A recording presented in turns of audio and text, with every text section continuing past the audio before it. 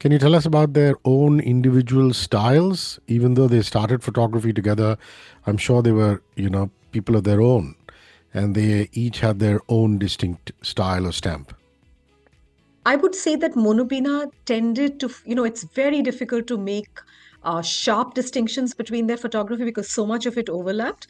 But if I were to just look at the exhibition and our selections and, what we and I have to say that we are three curators, so I'm not the only curator of this show. It just so happens that Tapati Guha Thakurta and Malika Lusinger have not been able to come for this show.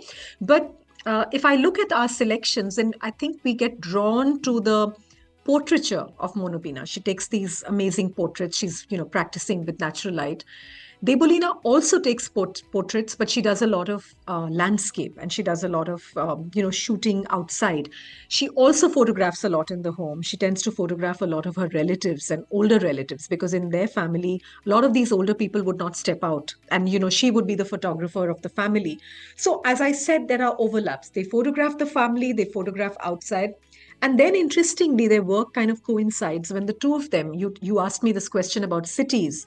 In 1959, they make a very important journey together. I think one of the children is unwell, and they go to Bombay, to London, and from London they go to Geneva and they go to Paris. So they travel, and when they travel, I mean, you can just imagine the sight of each of these sisters with multiple children wearing saris with their cameras around their necks, traveling in public transport because they don't have cars at their disposal, so they're traveling by bus and they're traveling by train.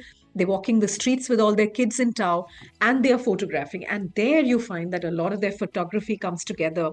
They photograph the same things, but they have a slightly different perspective. So, for instance, both of them are very drawn to, homemakers kind of coming out onto the streets and window shopping. And they both take photographs of the same thing. Or they go to Hyde Park and they photograph people sitting in the park, elderly people reading. But yet they have these little differences. So you have pictures of Hyde Park, and then you have Debulina focusing on an empty bench. And I asked her, I said, "Why did you take this photograph of an empty bench?" And she said, "I wanted to just." It reminded me of a season in Bengal called Hemonto, which is a season just before winter.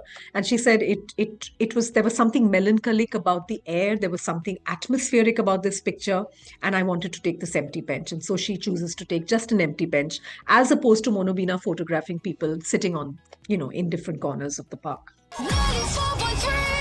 One world, your station.